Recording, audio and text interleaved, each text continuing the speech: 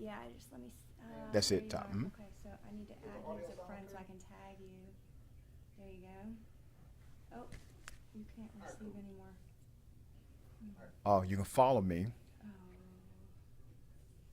I think it automatically follows, doesn't it? Rashad. Okay, you guys can start whenever you're ready. Are we live now? Oh.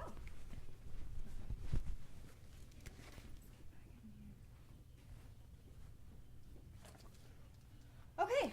Hi. Yeah. Hello. So we're just gonna welcome everybody in to the CBS Come on in. 46 Yes, live come on. coverage of the 10th Democratic presidential debate. 10. 10th. That's hard to believe. It's 10, isn't it? Yeah, it's like It's that. 10. Feels like 20. It does. I'm Carolyn Ryan alongside Rashad Richey, and we are going to be here tonight throughout the duration of the event, pre, during, and post Yep. debate coverage, and really just wanting to interact with viewers in real time and be able to give you some real time analysis of the debate. Rashad, and really talk about the implications, not just on the national stage, obviously, but here in Georgia as Sure. well. And Rashad, for those of viewers who may not know who you are, can you tell us a little bit about your background? Yeah, absolutely. So I'm Rashad Richey. I've worked in electoral politics for many years. Obviously now I serve as political analyst for CBS 46 News, and I do a lot of local and national commentary, and I'm also a radio talk show host locally here in Atlanta. And I've been around politics for so long, and I teach it at the college level, and I enjoy the rough and tumble of political war. And I'm telling people, strap in, because Yes. they're coming, but they're coming after somebody else tonight. Yeah. Right? Last time they came after Bloomberg, right, which I thought was a strategic mistake, only because Bloomberg was not a real front runner. He was not on the ballot. He wasn't a real threat. Yeah. And I think Democrats realized what they did to Bloomberg on that stage cleared the way for a Bernie Sanders takeover. Take down Yes. theoretically tonight. And so we really want to, we're going to have some fun, and we really want to encourage all of you at home to, get a spot on the couch, get your popcorn, turn on Chillax 46, and watch with us. and grab your laptop, grab your iPad, grab your iPhone, go to CBS 46, well, for those of you who are watching, but share with your friends, the CBS 46 Facebook page, because as I said, we're going to be live throughout the duration, and you can kind of just chat with us while you're watching the debate at home. And this is the first time we've done this, so bear with us, be patient with us, because we're going to be watching it right alongside with you. So Rashad, you kind of just dove in a little bit, and I'm so excited to see this because, the first few debates were, they're kind of boring. Well, they were really boring. Not all right. eventful. Yeah. The last one changed the game. See, that was the most interesting Democratic debate. And let me tell you something. I don't want to watch all of these debates, okay? I have to watch them because I have to talk about them. Cool, no problem. These debates were getting boring. Yes. Real boring. Yeah. Bloomberg comes in, creates excitement, even though he's the most non-exciting guy on the stage. But his presence created excitement because everybody was willing to jump out of their comfort zone as Democratic challengers in a presidential debate, and they really created contrast. You know what debates are really about? They're about contrast, right? What makes me different than the other person? What was happening before that Bloomberg debate is that you had a lot of people showing themselves to be variations of each other on some level. Oh, absolutely. Yeah, this was a real contrast, but there's a big number I want people to remember. 2,375.5, really 2,376.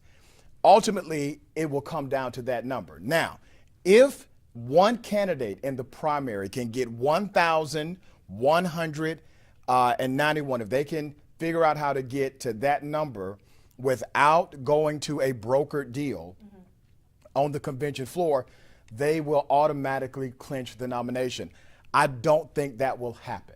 I don't think any one Democratic candidate will actually be able to get the required number of delegates during the first round.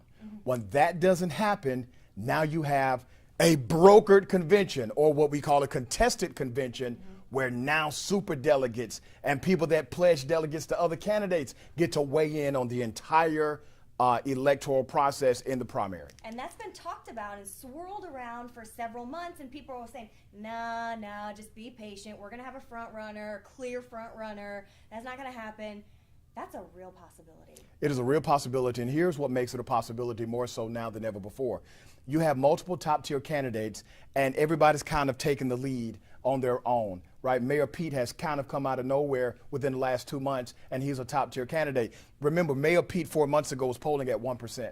Let's not forget that. Oh, gosh. All right, he was polling at 1%, but still had a massive war chest of money, and he utilized that money to distribute his message. Yeah. You have Bernie Sanders, who is now becoming more and more popular with the African-American vote.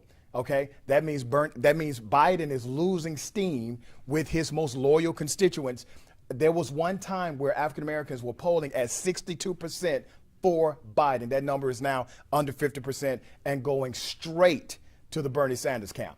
Yeah, this is really going to be a make or break night. Yeah. Right? I mean, and so we kind of know, we saw Bloomberg for the first time take that debate stage. We heard from him for the first time outside of a TV ad, and there were some fireworks. Fast forward to today, to tonight. These 7 candidates that are going to be taking the stage in South Carolina, it's the first Southern primary to take place in one of the Southern states, so that's a big deal.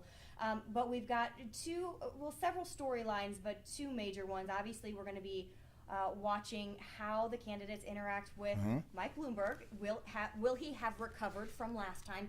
And secondary, also Bernie Sanders, because he is the front runner, like it or not. Right. All these guys, I mean, it's almost like if they don't put a little dagger in it tonight, he may run away. Late. Right, he may run away. Yeah. And I think it will be interesting to see how Steyer plays on the stage tonight as well. Yes. Steyer has actually spent a lot of money in South Carolina, and there are people who are feeling him in the South Carolina state. But there's a guy named Congressman Clyburn. Yes. Okay, Congressman Clyburn is a popular figure in South Carolina.